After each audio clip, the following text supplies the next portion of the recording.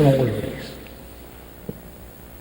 So one has to inquire into this very complex problem of action.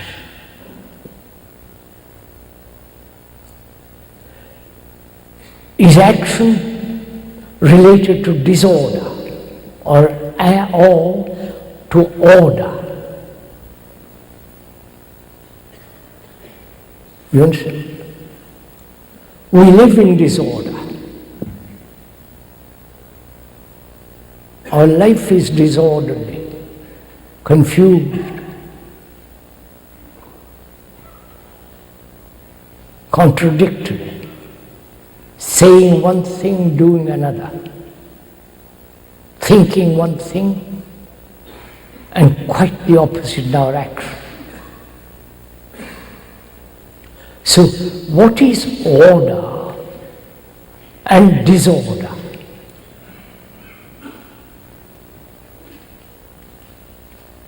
Perhaps you have not thought about all these matters. So let us think together about all this. And Lord, please don't let me talk to myself. It's still early morning. And you have a whole day in front of you. So let us be aware together of this question. What is order and what is disorder, and what is the relationship of action to order and disorder? We more or less explain what is action. The very word to act means the present, acting. You are sitting there. And what is the relationship?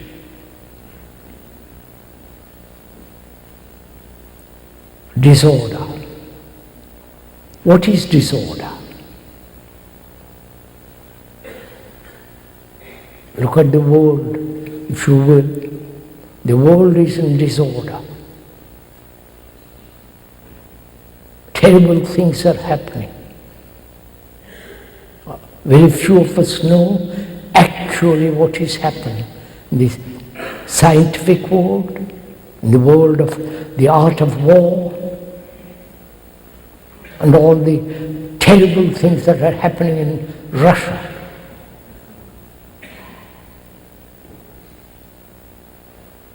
And the poverty in all countries. The rich and the terribly poor.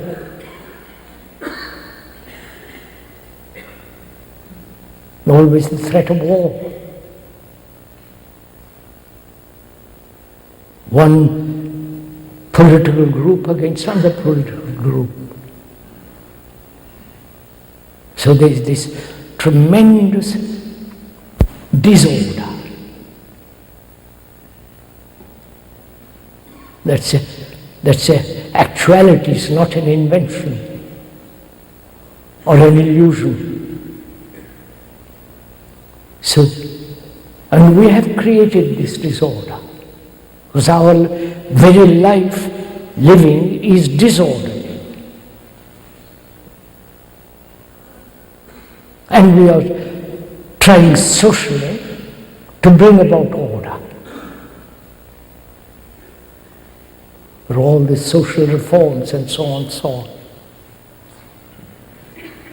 Without understanding and bringing about the end of disorder, we try to find order. It's like a confused mind trying to find clarity. A confused mind is a confused mind. It can never find clarity.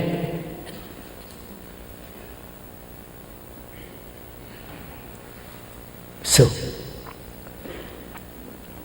can there be an end to disorder in our life, our daily life?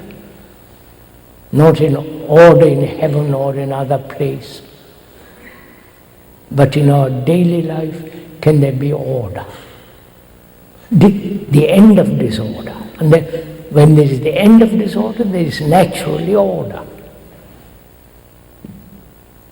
That order is living. It's not according to a certain pattern or a mode.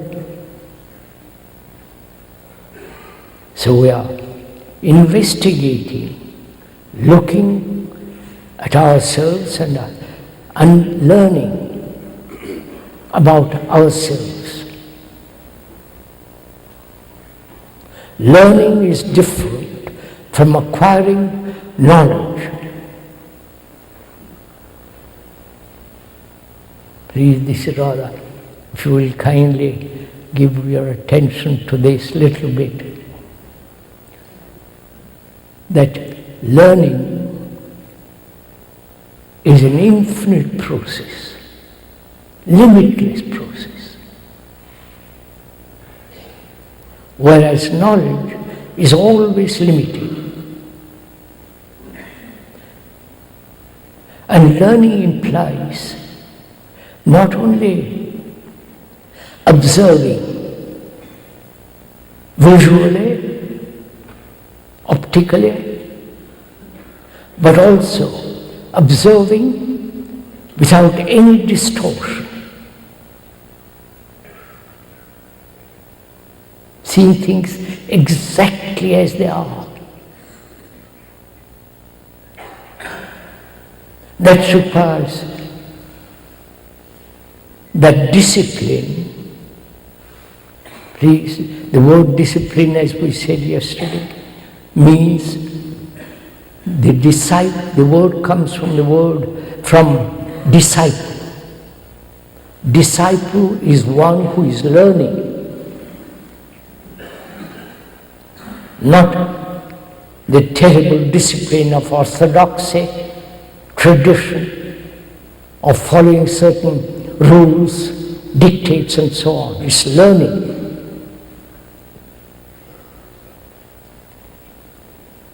Learning through clear observation without distortion, hearing things exactly what the other fellow is saying without any distortion. And learning is not accumulative because you're moving. Do you understand all this? So, in learning what is disorder in ourselves,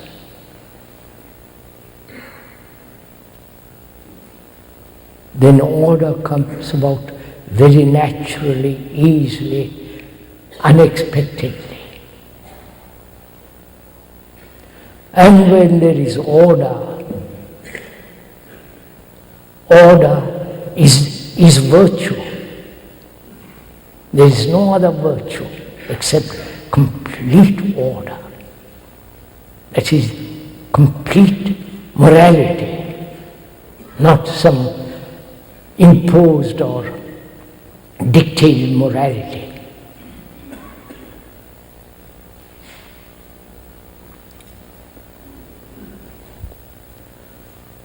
Then we ought also talk over together this whole question of sorrow.